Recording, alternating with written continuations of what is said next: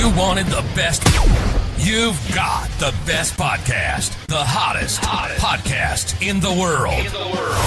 The Chris Voss Show, the preeminent podcast with guests so smart you may experience serious brain bleed. The CEOs, authors, thought leaders, visionaries, and motivators. Get ready. Strap yourself in. Keep your hands, arms, and legs inside the vehicle at all times, because you're about to go on a monster education roller coaster with your brain.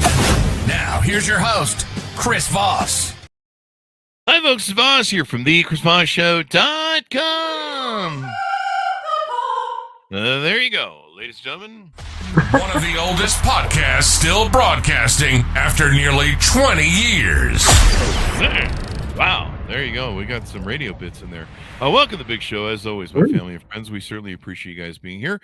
As always, refer the show to your family, friends, and relatives, or else we have to come door knocking on your door at 7 in the morning and try and proselyte to get you to refer your family, friends, and relatives. Go to goodreads.com/Chris Voss, linkedin.com/Chris Voss, Chris Voss one, the TikTokity, and youtube.com/Chris Voss. Today we have a returning guest, an amazing young lady. We're going to be talking to her about her other book called Parenting, Using God as Your Mentor, out May 30th, 2022. Elizabeth Len Wai joins us on the show. Did I get that right, Elizabeth? Perfect. There Perfect. you go. Want to make sure. So, so much energy we put in the beginning of the show. So, we're going to be talking to her about her insights in her book. Welcome to the show, Elizabeth. How are you? I am good. It's nice to be with you again. Pleasure to have you again. People can check out your episode. I think it went down last week. So give us any .coms. Where do you want people to find you on the interwebs? So it would be Elizabeth-A-Lenwai.com. There we go. So give us a 30,000 overview. What's inside your new book? Parenting is kind of a lighthearted look at what's involved in parenting, in what you can expect and what's expected of you. But it's all done with a sense of humor to help us see that laughter is probably one of the keys.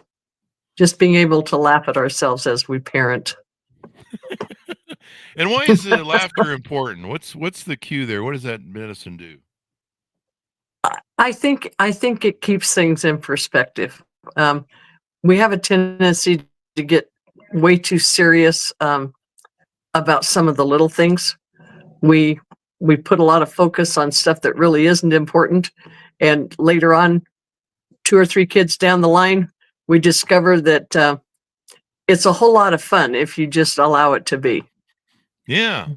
I mean, there's some people that they overwork and overcomplicate probably parenting, where they try and micromanage the child, every movement and every thought practically. I think I grew up in one of those households. Absolutely.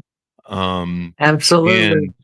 And it's just too much. It's hard on the child. It's hard on the parent, and I know being a first child, the first child gets all the focus and all the abuse and all the, he's supposed to be the perfect one. And by the second child, parents are like, yeah, we're starting to give up on this whole, perfect child thing. And then by the third or the fourth, they're just like, fuck it, I'm out. Or they're like, I'm out. So give us, what are some of the advice that you give parents in the book? I think I start off by reminding them that they're not going to be perfect at this.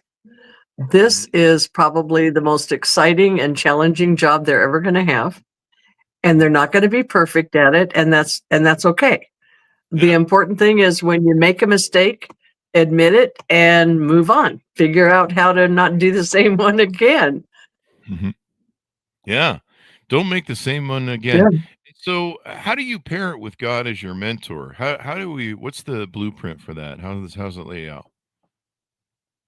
I think probably 2 of the most important qualities, to me anyway, is his forgiveness and his love, his constant love. Our children need to know that we are always in their corner, whether they're right or wrong. We're not going to condone bad behavior. but it's not going to stop us from loving them. And they Hmm. need to know that that love is always there and that the forgiveness is there. Hmm. That when they come and they're genuinely sorry about something, we forgive it and we let it go. We don't stick it in a corner and bring it up every time they're bad again.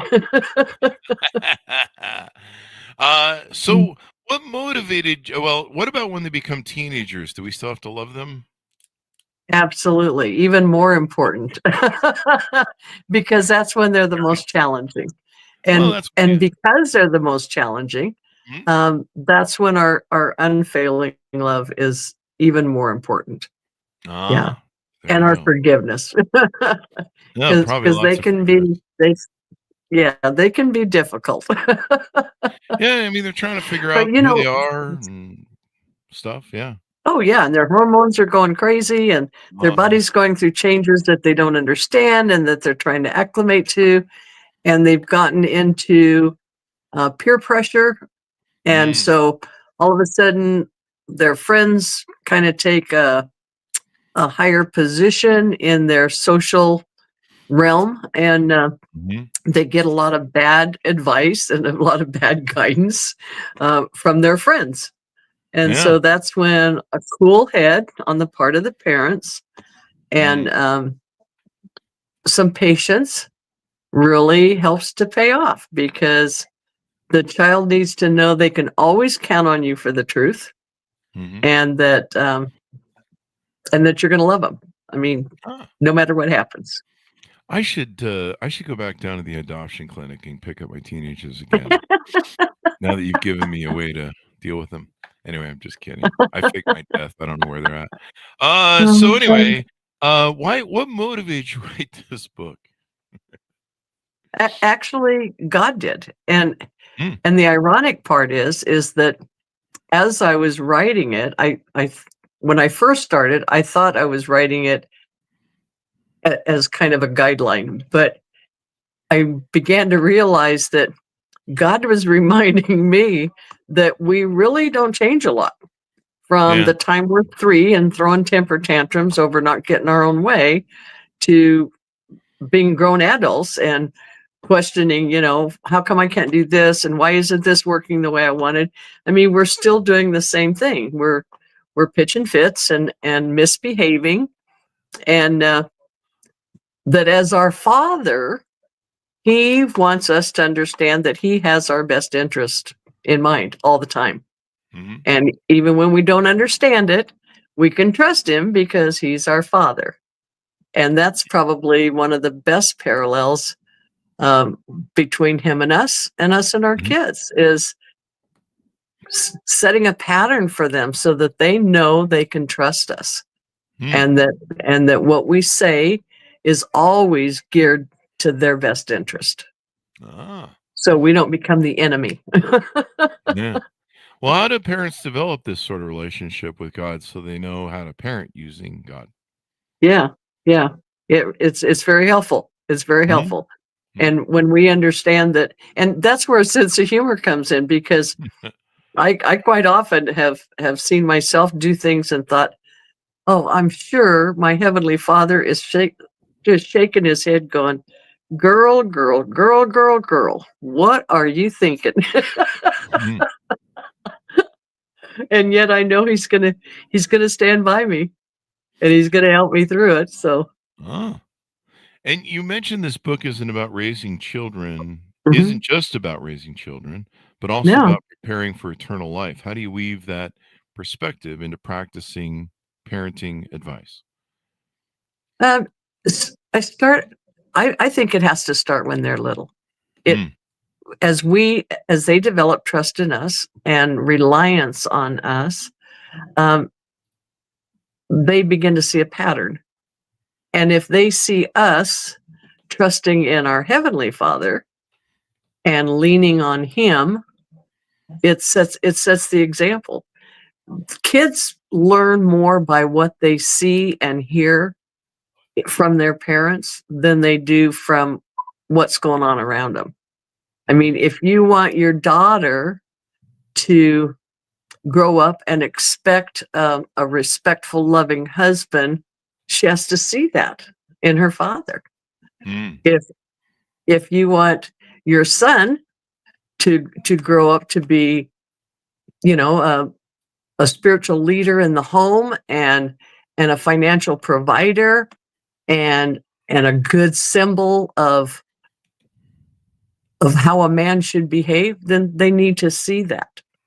And so it's kind of a big responsibility because their little eyes are always watching and they're paying attention. They really are. And Yeah. they catch parents when they lie or they're deceptive. Mhm. Yeah. Well, and when they do, and I mean, parents are going to make mistakes. Sure. They're gonna. The most important thing there is when you make a mistake, own it. Don't be afraid to apologize to the child if you do something incorrectly, because that's how they learn to own it when they're wrong and to take responsibility and to apologize. If they never see you willing to admit an error, how are they going to know to do that? Yeah, most definitely. And being self-accountable, the self-actualize is really important. One of the big problems we have in this world is we have so many people who blame everybody other than themselves for what they do. That's right. That's right. It's somebody else's fault always. Yeah. And learning to accept responsibility for what we do wrong is crucial. And setting that example for your you have child. a lot of people watching. Yeah. Yeah. Well, and not just your children, but for the people around you. I mean, it lends to your credibility. Yeah. There you go. There you go. I remember recently there was a father, there was a baseball game, and the father had brought his son to the stadium and promised him he'd get him a ball. And there was a kerfuffle for the ball because it was kicked into the stands. And this lady thought she had a right to the ball because, I don't know, she was trying to pick it up or something, but the guy obviously got it first. You can see in the video, and he took it over his son when the lady went over and just flipped out on him. And finally he gave it to the woman just to show his son that, he could be the bigger man, and that, well, he was wrong. He was just like, okay, I'm going to do something in problem resolution, and I'm going to be the bigger man and just give her the ball. And sometimes that's what you have to do in life. Not everyone, you don't win 100% of the time. There's not, regardless of what Hollywood says, the ending isn't always that walk off in the park. So that was an example of him trying to do the right thing in front of his son and teach him good lessons. And he could have hunkered down and been maybe, I mean, I wouldn't say selfish, because he did get the ball, but he showed his son that he was willing to do resolution of conflict, and to be the better man. And so examples like that, and well, they may not be the best outcome or outcome you'd like. Well, I didn't get my kid the ball. You can say, well, maybe he learned a lesson that's more important. And I think maybe the kid and everybody in that situation learned a lesson. Well, and I'm sure to the child, Dad was more of a hero for the way he handled it than he would have been for giving him the ball. Yeah, hopefully so. Yeah. And the big picture of things, and turns out it came out the gal got banned from the field. So it kind of showed the son, hey, this is not a way to behave with other people in public. And he ended up meeting the baseball player, and they brought him a gift basket and made it up for him. And so he saw that sometimes being the better person and being the conflict resolution person is actually more rewarding than the people who steal. Yeah. So there you go. She got a ball. He got one-on-one with a player. I mean, how awesome is that? Yeah, that's totally awesome. That's better than the ball. And I think they gave him a ball too. So he got actually better. And then she got fired from her job and kind of got turned into one of those viral Karen moments. So didn't work out too well for her. But how sad for her. I mean, just to be selfish over entitlement that you deserve Yeah, something that clearly you didn't deserve. Otherwise, she would have had it in her hand. yeah, But it's not like you can watch the video. I mean, the guy isn't smacking her hand out of the way and taking the ball. I mean, it's in one of those cases, and it's whoever gets it first in the ball field. So yeah. one other thing you talk about is cultural relevance with the changes in Hmm. distractions children face today: the phones, the iPads, the social media, peer pressure. How can the Bible, according to your work, remain relevant as their manual for life? I think it's even more important now with all the social media, because with social media also comes a lot of misinformation. Yeah. And one of the things that I stress with my grandchildren and great grandchildren, and now great greats, is that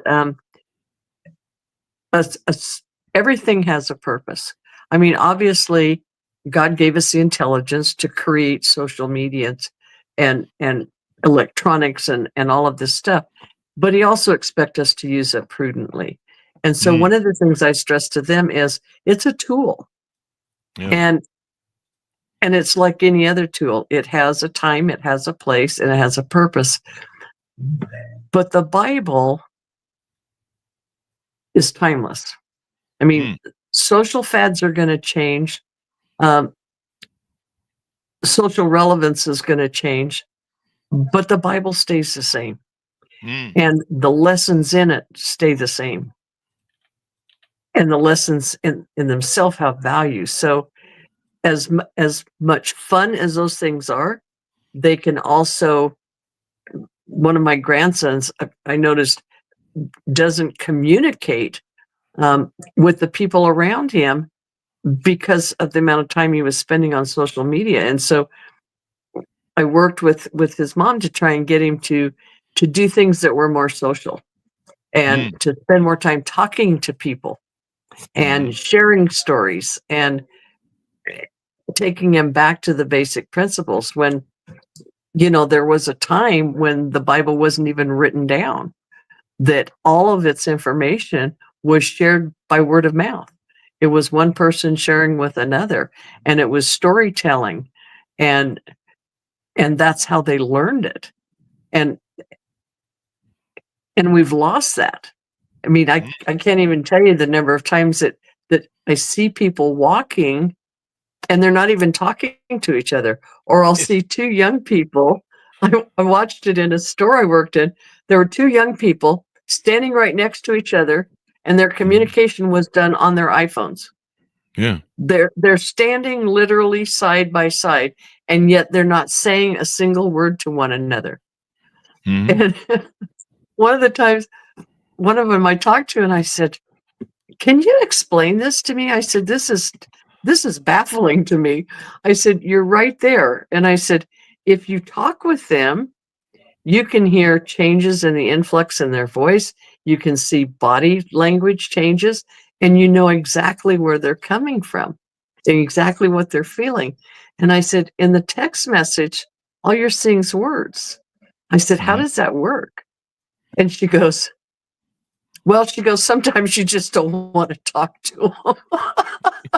And I said, "Oh, Uh, okay. So that sounds you're like spending time texting, and that makes a lot of sense." I said, "Well, that made that just perfectly clear." I said, "Just like there. mud." Yeah, that's funny. I can see if you're married a while, maybe that might be a thing. I don't know. I know married people that do that. Like there was one Yeah. married couple I knew. They would text each other sitting next to each other in the car, Oh my and I gosh. was like, and they got in an accident doing it. That's how Oh dear. I found out That's about it. sad. Yeah. Yeah, and it's so unnecessary too. But this is the kind of how addictive. I remember when iPads and phones came out and they really started hitting it um in popularity. They I would go out to eat and I'd see like a table of a family, two kids, two dads, or Uh-huh. dad, mom, and two kids, the nuclear sort of family maybe, or more. And they Mhm. would all have their phones, and they'd all be looking at their phones, and they'd all be no one would be talking, people just be eating and looking at their phones. The whole family's sitting there. And I'm just How like, sad is that? I mean, it's like this is going to be one messed up generation. Well, I don't know about when you were growing up, Chris, but when I was growing up and when I was raising my children, I mean, time around the table that's when you found out everything that was going on. Oh yeah, everybody had a chance to. stuff. Oh yeah, I mean, that was when you addressed issues that were out there, and you listened to stories about funny things that happened, and I mean, that was amazing time. Yeah, Around the kitchen table was like the best fellowship in the world. yeah. And I still find that I like that. Yeah. Yeah, I mean, it really is good, and kids, need that time to be able to, grow, talk to mom and dad, communicate. Everybody. It's kind of like one of the only times you really have a family meeting anymore. Right. Um, Right. and I have a friend in Australia, and he games with us. He plays video games online. He's on our teams, and we play with him.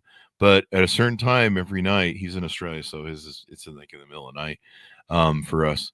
But he's like, "Hey, I got to go get dinner," and we're like, "We're eating dinner at our desk, man. We're not stopping to. We're eating here." He goes, "No, I have to eat with my wife and kids. It's important." There you go. And he has his, I think he has his parents living with, or somebody's parents living with him. And so they have to have family time, and we respected it. We were like, "Wow, that's really cool. That's you do cool. that." Yeah. No, wow, we got screwed as children. No, I didn't actually. Maybe other people did. We had to sit down and talk to each other. It was, or else the hand of God came down, and there's punishments to come. So well, when I get together with my siblings, a lot of the things that we end up laughing and talking about is things that happened that we shared around the table. It was, and a lot of times the shenanigans that we pulled on each other. I mean, that's where they got confessed, was at the dinner table, and I guess we felt safe there that Mom was too busy focusing on making sure we all ate our vegetables to really pitch a fit about it. But the fact that we've talked, and that our parents taught us to talk with one another and to share with one another, has kept us close over the years. And even when there's miles and miles apart, I can talk to one of my sisters on the phone that I haven't seen in years, and it's like I just saw her yesterday. I mean, the communication is there, and that's a wonderful thing. Yeah. And today's kids, everybody I know in gaming, we all, even like the kids, we we all eat at our desk. Of course, I'm single, so that's why. But even if I had, kids, if they were teenagers, I wouldn't want to go out and hang out with them. So they don't want to hang out with me either. Rodney says, I see that every time we go out to eat. Yeah, it's kind of sad when you see a family. Like, sometimes I'm alone if I'm not on a date, and so I just eat alone. It's kind of sad. Maybe I should go over and talk to the family with the there you go, the mobile phones, and I should be like, "Hey, when do you want to come have a conversation with a human being?" There you go. It might be interesting to see what your reaction was. They'll probably look at me and be like, "Why is the homeless man in the restaurant?" I look a little rough when I'm not dressed up. I go out to eat. Let me ask you something. Have you ever had people approach you and offer to have you join them when they saw you alone, eating alone? No, they usually just hand me money and say, "Get help, man, get help." And I'm like, "I'm not homeless." They're like, "You smell bad and look awful." So it's close enough. And I'm like, "It's just old age. I didn't age well." But they're like, "It's okay, man. It's okay. It gets better." They keep telling me. I don't know. They're like, you might meet some amazing people that way. I go out every weekend photographing downtown, so I run into a lot of homeless people, and I have yet to have somebody look at me and be like, "Do you need some money?" Yeah. Maybe I should panhandle. Do you find the stories interesting? Oh yeah, it's always interesting to see humans. I like everyone's stories. That's why we do the shows, because I find people's stories interesting. I find the pathways they take in life interesting. It's fascinating. Unless they're on Twitter, then not so much. No, I'm just kidding. I've seen the people over there. In fact, we just found out that it's mostly bots that are international bots running Twitter. What is one of the final thoughts you want people to come away with? If every parent listening today could walk away with one key lesson from your book, what would you want it to be? To never be afraid to tell your children that you love them and how important they are to you.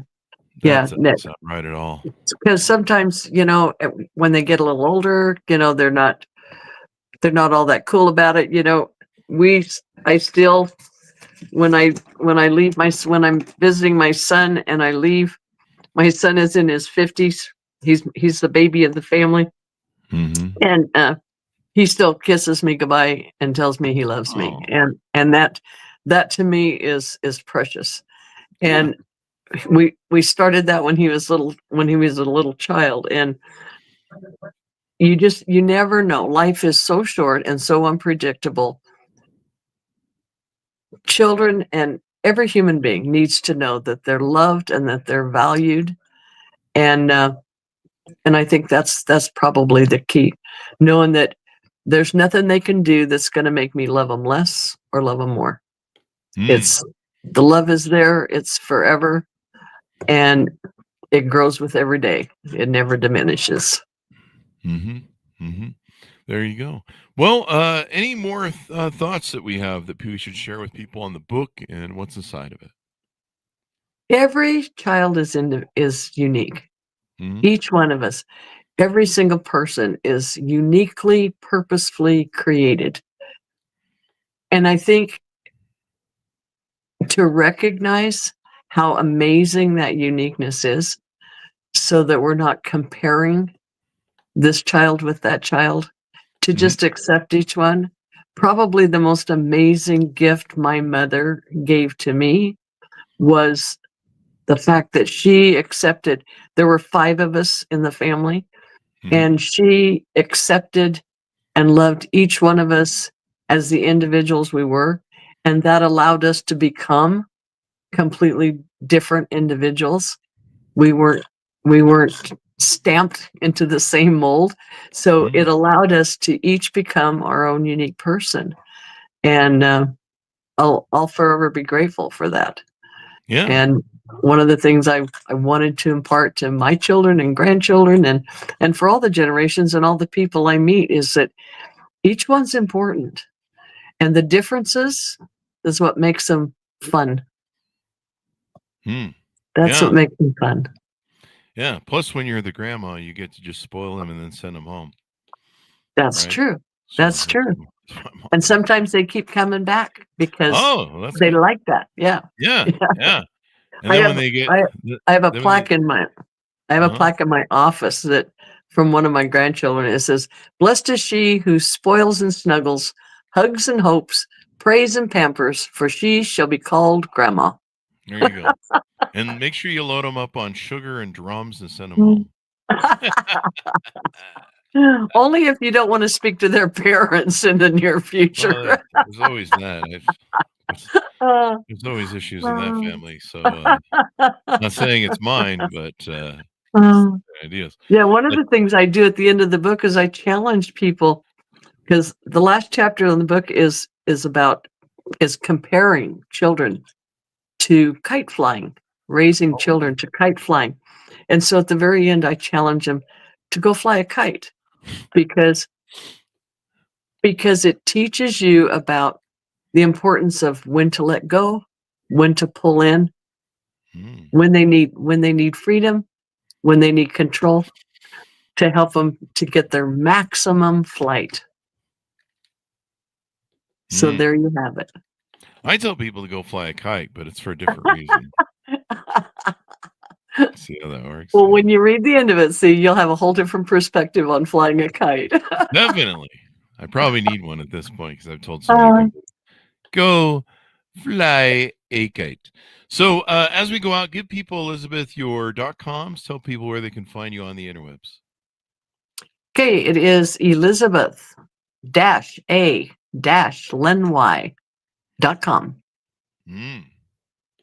There you go. Well, thank you very much, Elizabeth, for coming to the show. We really appreciate it. Thank you. You're a delightful host. We try to be. We try to be funny too, but it doesn't ever work. You're energetic. I love your energy. That's all we have going on for ourselves. Lots of energy and nothing upstairs. So that's what I do. That's why I bring on amazing guests, is so that they can make the show interesting and fun and insightful and knowledgeable and all those wonderful verbs or adverbs, or I don't know. I flunked college.